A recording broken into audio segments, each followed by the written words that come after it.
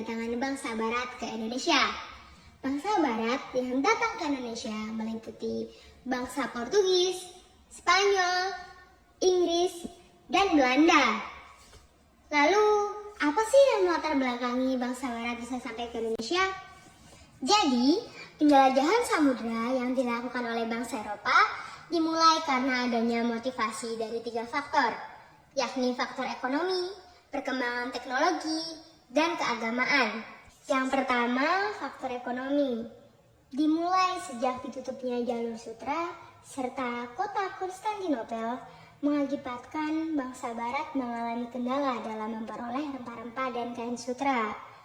Padahal, rempah sendiri merupakan bahan yang penting yang dibutuhkan oleh bangsa Eropa, khususnya ketika musim dingin tiba, karena rempah-rempah itu berperan sebagai penghangat tubuh. Kelangkaan rempah-rempah mengakibatkan bangsa Eropa mencari sumber rempah-rempah itu berasal, dan ternyata rempah-rempah itu berasal dari kawasan Asia, khususnya dari Indonesia. Oleh karena itu, orang Eropa memutuskan untuk mencari dan mendatangi langsung sumber rempah-rempah yang kemudian dijual kembali di negara asalnya. Selanjutnya ada faktor keagamaan. Nah, pada faktor keagamaan, Portugis dan Spanyol telah berhasil menguasai wilayahnya kembali pasca dikuasai oleh orang Muslim. Nah, banyak misionaris dari Portugis dan Spanyol yang hendak menyebarkan agama Nasrani. Oleh karena itu, para misionaris tersebut ikut dalam penjelajahan samudra demi menyebarkan agama Nasrani.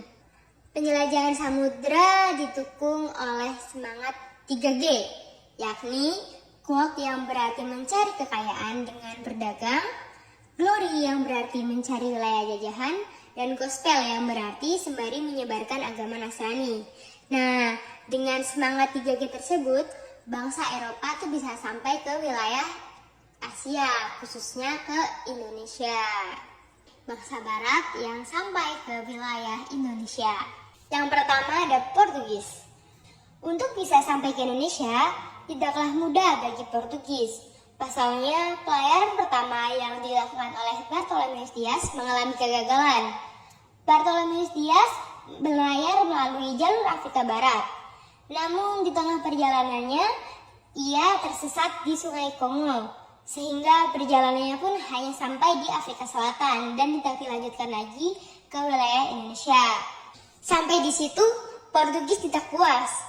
Portugis melakukan pelayaran kembali dengan dipimpin oleh Vasco da Gama dengan mengikuti jalur yang sudah dilalui oleh Bartolomeu Dias. Namun ketika Vasco da Gama sampai di Tanjung Harapan, Vasco da Gama tuh bertemu dengan pedagang Arab dan bertanya mengenai arah menuju timur, karena Portugis tidak tahu arah ke arah timur. Nah, pedagang Arab pun enggan memberitahunya. Maka dari itu, mau tidak mau, Portugis hanya menyusuri pantai yang menghantarkan mereka ke wilayah Kalkuta, yakni di wilayah India pada tahun 1498.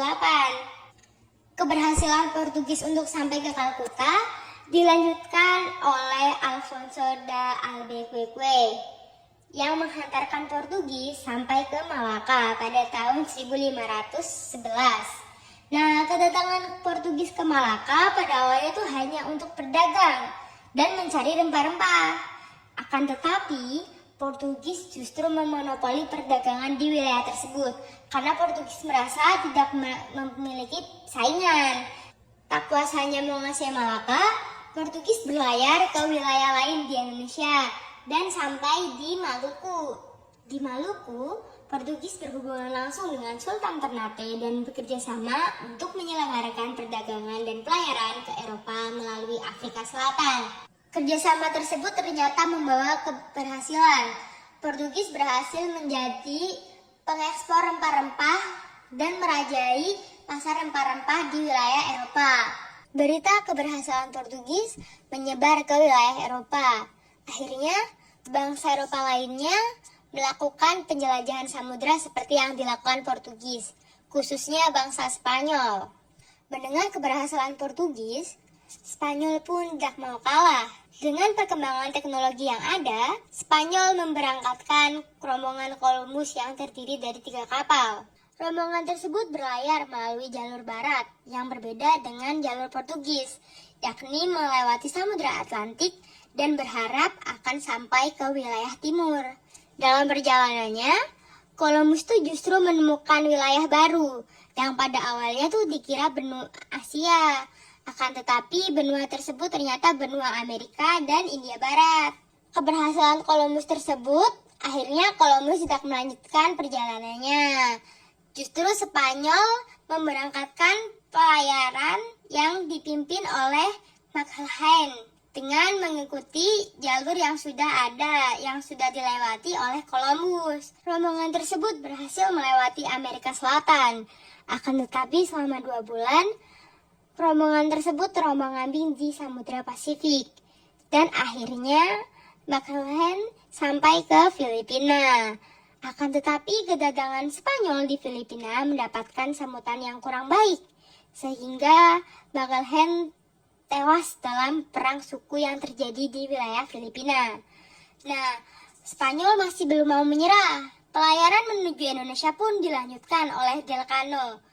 Dan akhirnya Del Cano pun berhasil menginjakkan kaki di Maluku. Kedatangan Spanyol ke wilayah Maluku ternyata sudah didahului oleh Portugis. Sehingga terjadi konflik perebutan wilayah. Dan akhirnya Spanyol pun terpaksa pergi meninggalkan Maluku. Setelah Portugis dan Spanyol sampai ke Indonesia, Inggris yang mengetahui berita tersebut ikut melakukan penjelajahan samudra pada tahun 1579 dengan dipimpin oleh Francis Drake yang mengikuti jalur Magellan. Tanpa melewati banyak rintangan seperti Spanyol, Inggris akhirnya sampai di Maluku dan berhasil membawa pulang rempah-rempah. Banyaknya bangsa Eropa yang telah sampai di Indonesia ternyata sampai ke telinga Belanda. Sehingga Belanda pada tahun 1596 dengan dipimpin oleh Cornelis de Houtman melakukan pelayaran dengan mengikuti jalur Portugis. Akan tetapi karena mereka terlalu jauh dari garis pantai, akhirnya mereka tuh justru masuk ke wilayah Selat Sunda dan sampailah ke Pelabuhan Banten, bukan di Malaka. Nah, kedatangan Belanda di Banten ternyata mendapatkan respon yang kurang baik. Akibat Belanda tuh bersikap kasar, berbeda dengan Portugis yang disambut baik oleh para pribumi. Nah, Belanda pun memutuskan untuk pergi ke wilayah Maluku seperti Portugis. Nah, di Maluku tuh akhirnya Belanda berhasil membawa pulang banyak rempah-rempah ke negara asalnya. Keberhasilan Belanda tersebut mengakibatkan banyak orang-orang Belanda lainnya tuh ikut berdatangan ke Indonesia. Apalagi jalur pelayarannya tuh sudah gampang untuk dilalui. Tidak seperti Spanyol dan Portugis yang beberapa kali tersesat baru bisa sampai ke wilayah Indonesia. Nah, untuk mencegah persaingan antar pedagang, karena banyaknya bangsa barat yang sampai ke wilayah Malaka, akhirnya Belanda tuh memutuskan membentuk VOC pada tahun 1602 di Ambon dengan dipimpin oleh Gubernur Jenderal Peter Boot. VOC yang didirikan Belanda inilah ternyata semakin berkembang karena mereka melakukan monopoli perdagangan. Dan akhirnya mereka memutuskan untuk memindahkan pusat pemerintahannya ke wilayah Jakarta.